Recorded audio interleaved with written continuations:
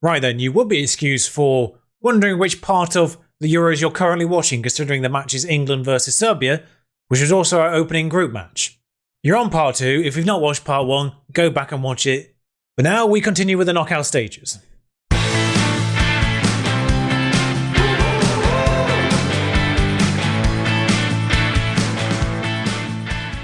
So we're just jumping right into it. I have no idea how many games we're going to be playing, of course, so just going to get on with it and act as if we're going to get to the final. That's the way we're going to go ahead with it. And Trent is suspended. That's the only bit of news between the two teams. Now, of course, we beat them 3-1. Mild panic as I thought I'd accidentally clicked the button twice as it lagged there, and I thought I was about to go into a game. It wouldn't let me do it anyway because of Trent, thank God. Either way, so good news there. Now, Max Aaron steps in. He's not that much worse. I'm trying to fix this auto-sizing nonsense, but I can't get it so the penalties will show. It doesn't really matter. The one thing I do need to do, of course, is make that wide enough for me to be able to read it. There we go. Because there's enough of a gap between games, I don't really need to rotate all that much. There's only 2 players below 90%, and that's Carl Robinson and Coric, who I don't really mind swapping out for Tony McGee and Foden. Foden and Robinson are exactly the same star rating-wise, so we'll leave that as is, and otherwise, it's exactly the same line you've seen a couple of times already. Baxter, Kovalev, Parkinson, McGee, Aarons for the suspension, Grimes, Bellingham, Clark, Foden, Byrne, and Watson up front. Now let's not go behind like we did last time, please. Now it's a knockout stage. I will not really appreciate any unnecessary panic. Now Teslic, I think, is the only one. There might be a few worth noting in that squad, but Teslic is in the Man United squad. I don't think if he plays, he doesn't play a lot, but he is there. I think their goalkeeper's pretty good too. He's at Rangers, but he is pretty good. Left backs, ironically, at Celtic. I mean, there's been a lot of talk about the England players, the golden generation, so-called, not being able to put aside their club differences. I wonder how that Rangers-Celtic partnership there goes down in their squad. The rest of their squad are pretty handy players. They all play in Serie A or Leipzig on that left-hand side. A lot of Leipzig players in this tournament, I do notice, that we've come up against. Although I say that, one of the bits of news recently is that Leeds signed the Dutch striker Van Nooijen from Leipzig, so there we are. So just like with the first part, everything will be done in 3D, and away we go. One thing I kind of forgot to mention in the first part is this is going to be uploaded around lunchtime, so 1, 2 o'clock-ish. 2 o'clock, I think, is the time I'm going to be doing these. It's not really set in stone right now. We've got a penalty. And who's taking this with Trent off the field then? Foden will take this. I don't know if Foden would take it over Trent, actually, in the first place, but Foden has buried that to make that 1-0. A little bit easier. We got a penalty in the first match against Serbia. Stop giving us penalties. Although, actually, no, keep giving us penalties. I'm sort of changing the way I structure my day as a whole in terms of recording and editing and when I do those things. As a result, the time when I'm going to stream is moving. That's the whole real main reason for it, because I keep finding myself just run out of energy, honestly, by the time I actually get to the streaming part of the day and having to cancel them. I'm pushing my streaming window a little bit early. So if you do follow me streaming purposes, it's going to be now late afternoon. Billy Clark's made it too. It's now going to be late afternoon through to tea time, basically, that's when I'm going to aim to stream from now on. That's what I used to do in days of old. And I don't really know why I moved to late night. I think it's just because that's when I feel like Football Manager people are most there, but I've got to do it for me more than anything. So I'm going to be streaming in that pocket just before dinner time, tea time, whatever you like to call it. Just to let you know, the official definition is whichever meal is biggest. That's the definition of dinner. It can be literally any meal of the day, as long as it's the biggest one. Now, that's not what this is about. Anyway, so Terzic and gives it back to Stozic. Not intercepted just yet. So that's basically the plan. So the YouTube window of release basically is going to move as a result of the stream, probably going through that 5 o'clock spot where the video goes up normally now. So I'm going to move that so it goes up before the streams, basically at about 2 o'clock, I think, is what I'm penciling in for the time being. It might change between now and the time this goes up, so I'm sure we'll be able to work it out by then. So the fact these are going up at lunchtime on the fact that they're the bonus episodes, it's going to be a permanent thing going forward, I think. Anyway, we're playing this round. Nope, the highlight was already there. They've got a couple of players who are absolutely knackered, which is obviously helping us right now. Foden whips this one in. It started with a corner. It's ended with not a goal. From the angle we were looking at, that really looked like that went in. Alas, it did not. Kovalev has picked up another yellow card. I think 2 is all you need. So yeah, they've taken off their absolutely broken player, Svetanovic. I think I got it. I just don't really appreciate them taking off their hardest to pronounce names. So far, at least. Grimes pings that one forward. I'm guessing Watson's there, but he's not going to run.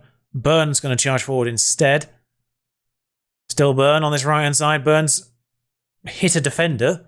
That was the highlight. The match engine works in wonderful ways. Somehow that's just gone over from Parkinson too. He's gone close quite a lot of times in this tournament. Not scored yet, but he's gone close quite a lot.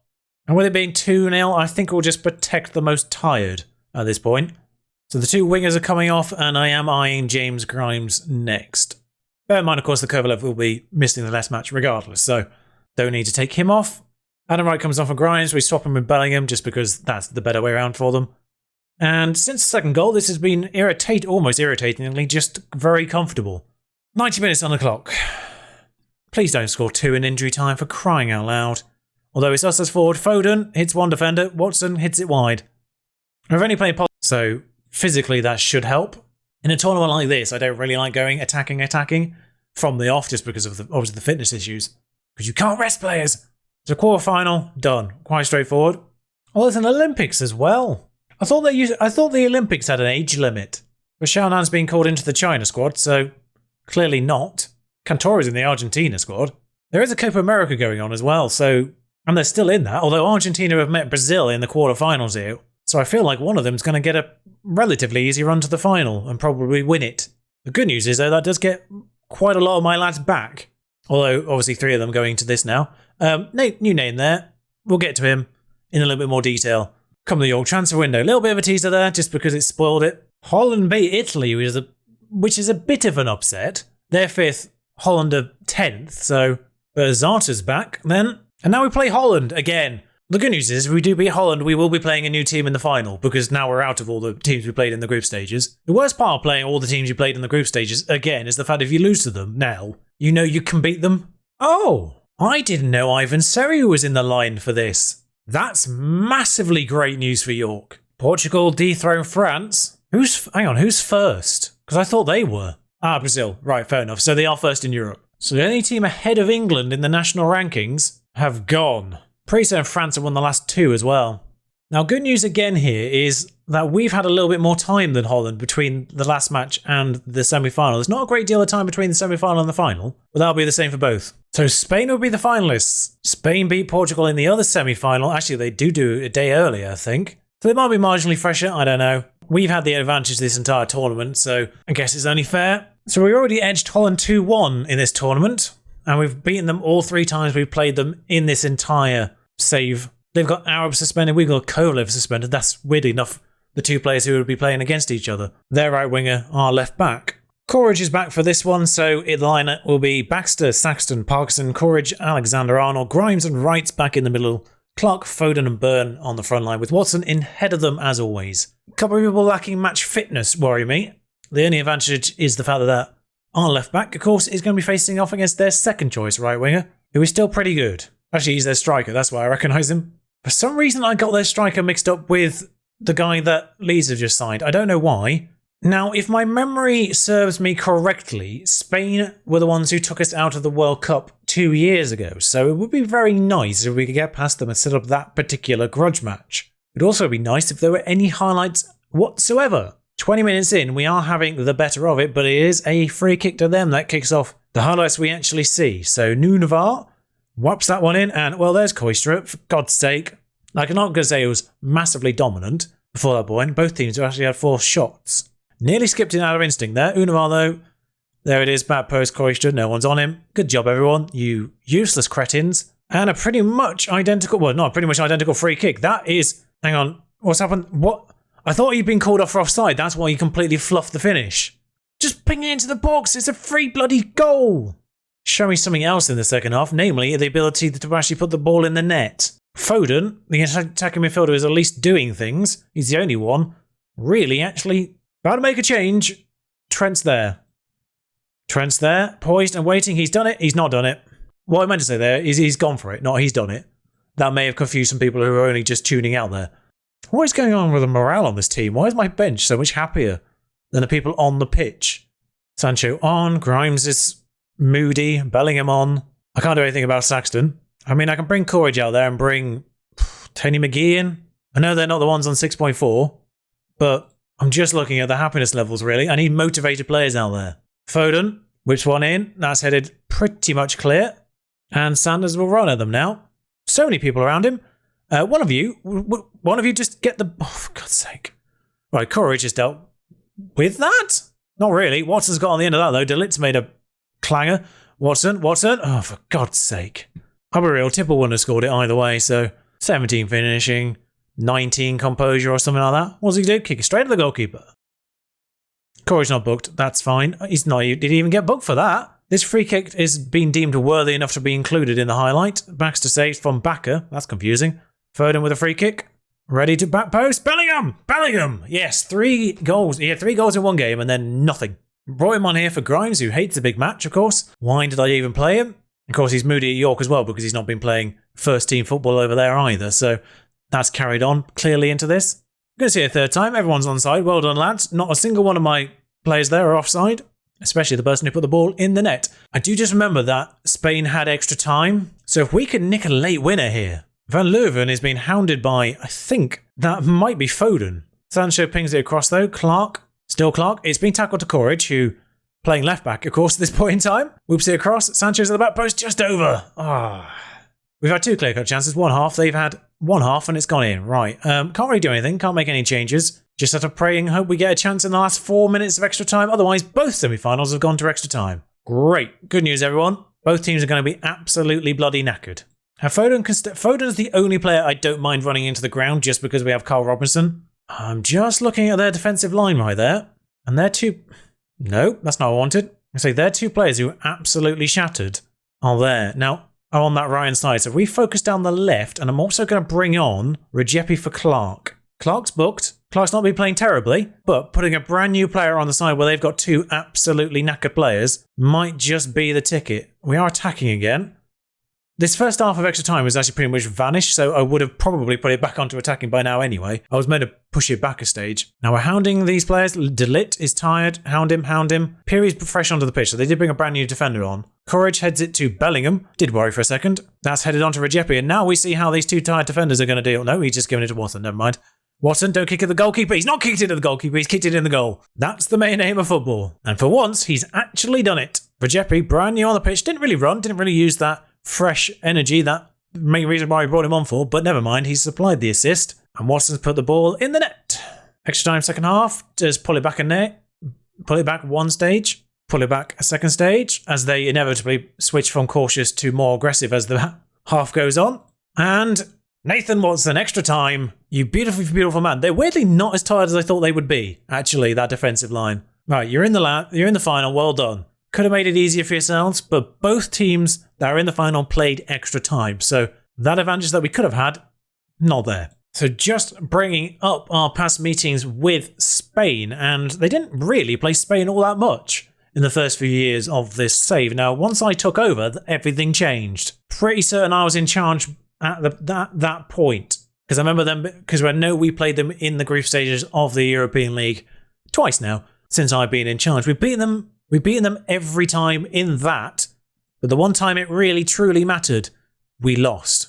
Admittedly, that World Cup was in Spain, so they did have the home advantage. So, 3 days' time, Sunday the 11th of July, 2032, England versus Spain, European Championship final. Just got to get there first.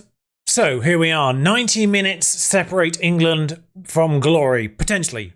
Maybe slightly more minutes, we don't know. Both teams, of course, took 120 minutes to get through to the final, but they have a couple of injuries. Our entire team is absolutely shattered though. Good God. Tony McGee isn't feeling that much better. Right, so making the best of a bad bunch right now. Actually, Clark versus Redzepi. Is there much in that? No, there isn't. Get him on the pitch. Defensively, we've got an issue because that entire defensive line is absolutely broken. Parkinson and Courage both on 70% is not what we need. Baxter's in goal. Kovalev on the left, thankfully, obviously by not being in the last match, is fine there. Was tempted to put him in the back line, just except for the fact he's 173 centimetres tall, so not necessarily towering central defender. I am going to play Declan Rice there, along with McGee, rather than Mark Lynch. Mark Lynch is very good, very well-rounded, and whilst Declan Rice isn't a natural centre-back, he does have better stats for the role, basically, so that's why he's there. Grimes and Bellingham will take the middle, just being the freshest 2 midfielders. Redzepi, Robinson and Tipple comes in on the right side, just going for his most preferred version of that side role there, and Watson up front. Oh no, Sancho is actually mostly alright. We'll start Sancho then. So we might need Tipple to come on as a striker at one point, so probably not the best idea to be playing him, just in case. Now, there's a couple of familiar faces on there, most likely to be the ones that have proper faces, pretty much. Gonzalez at the front and Christian at the back. It's just dawned on me that this is a match between Baxter and the goalkeeper who replaced him. But I do notice, of course, that obviously they do have the injury to Fatty, but there's some key players on that bench. Now, they got Moore over there. He's number 7, so I'm guessing he is a first team of them, but I don't think he's necessarily a right winger. He's not a first teamer. He's made 4 sub appearances. Akiza's pretty much, I think Akiza, Miranda, and Suarez might be the only 3 starting players. Because I'm pretty certain Mateo is probably their starting striker normally. Oh no, okay. In fact, Gonzalez hasn't played a single minute of this World Cup and he's starting the final. I've just gone through their entire team. Garcia started 4 games. Akiza started 5 and Sagara started all 6 so far. So those 3 are pretty much always been there. The rest haven't.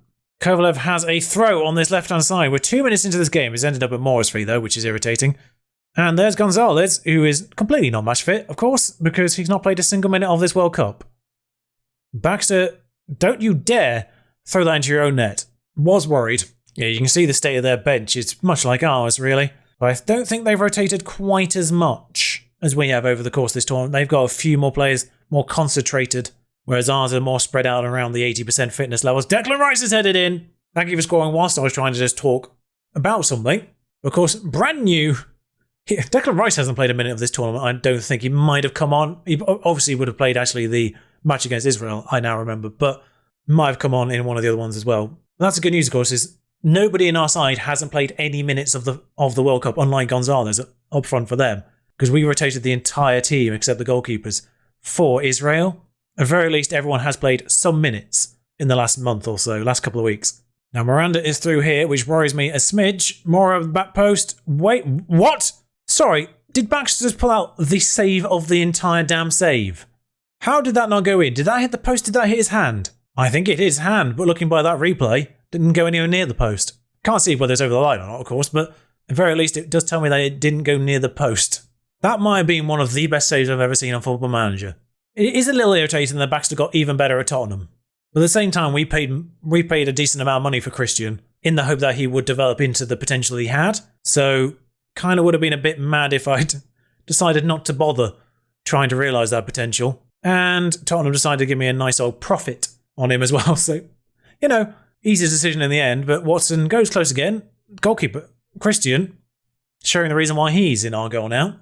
That really should have gone in from Watson. But lovely reactions from Christian. Keep it out. Yeah, it's a little bit odd because now I'm celebrating every great save that they make. Just because. Watson through again. That's not necessarily a great save because he's kicked it straight at Christian. Nothing changes. Nothing changes. One of these days. I'm just at a glance at the right hand side there and looked at the stats. I don't want to really jinx anything because they've now got a free kick. Martinez over this, who is shattered. Doesn't need energy to do that though. For the love of God, can we not let the most tired player in the world score a free kick? He's on come back from injury as well, for good measure. It's a superb free kick. And Baxter, that's the reason why he's not in my goal anymore for York. I don't understand how a goalkeeper with those stats can be so indifferent at times. Like, we're vastly on top here. I mean, just look at this. 56%, 8 on target, 16 total to their 5 and 3. They're going to have to take Martinez off. Not only is he shattered, he's booked. Bellingham on the ball though. 60 minutes gone. The full hour. Watson has slight tackled. Well, but he's nearly wiped out there. And that's where I think his 19 composure steps in there. Completely ignores the defender trying to wipe him out. And actually puts it beyond Christian. I don't know who that slide tackle. That slide tackle. Absolutely reckless. Probably should have been. If that had made contact, he'd have probably been sent off. Because that was a lunge. They've made a second change and it's still not this guy. So that's gone back to Sagara. Garcia. Munoz. What's Bal? Sorry, I didn't say anything there as Balde just walked around our defence. Grimes is a bit tired. Also a bit moody. He'll be the first one to get a hook because I'm pretty certain if everything goes horribly wrong, his penalty taking is terrible as well. So Watson, there's 3 though. An assist by Max Owens. That's the finishing we've needed this entire tournament from him. And we've not seen it until now. I mean, if you're going to wait to be the striker that you are, then I guess pick your moments, Watson. Immediate highlight though. And a chance possibly for Spain to get Straight back into this. Munoz. Gonzalez heads it on to Balde, who, yeah, just runs around Aarons and walks around that defender as well. Why is Baxter so great and terrible at the same time? That might be the second best save I've ever seen on this game. They've made all 3 changes and still not taken off Martinez. Is he like just the best player in the world or something and I've not even noticed his development? Why are they persisting with a player who is basically dead? I mean, this has been played around a little bit too Spanishly, really, from us. We're just like, anything you can do, we can do too. Look, there we are, get tackled. Aarons gathers though. Don't mess it up. Of course, Aarons had a little bit more game time more recently because of the suspension to Trent. How has that gone in? He's got a hat-trick. He's waited to the final to really score, and he's got a hat-trick. I think he's had 1 all tournament before this. But there he is, Watson. Basically in the goal already. Slides it somehow through Christian. It's not great for my goalkeeper. Because now I'm stuck in the reverse problem. Now it's 4. I'm kind of mad at my own goalkeeper. Like he's let 4 goals in. Christian, he's let 5 in.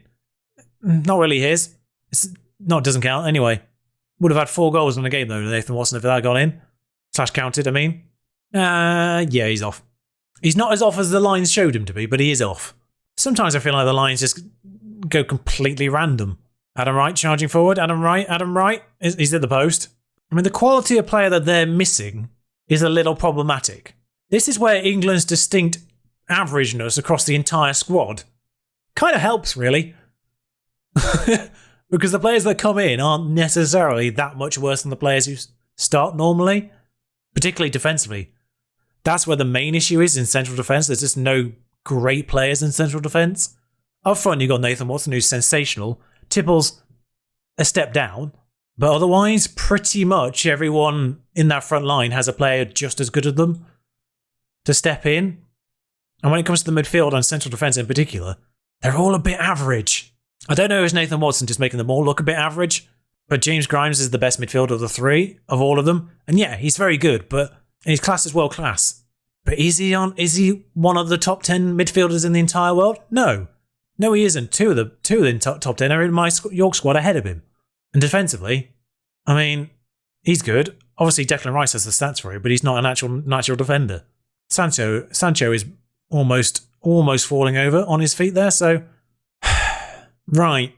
I've just discovered something about Brian Byrne as I've brought him on here. Wolves, in their infinite wisdom, have developed the trait runs down right on a left-footed right winger, who is a natural course at inside forward and inverted winger, where one of those natural instructions for that role is cuts inside, which clashes. Good job, Wolves, you idiots. 4-1 though, we've won the Euros. Now I am, stood there, just clapping, don't really know what to do with myself, to be honest. That's in fairness, that's bang on simulation for me. I'd be like, yeah, we've done it.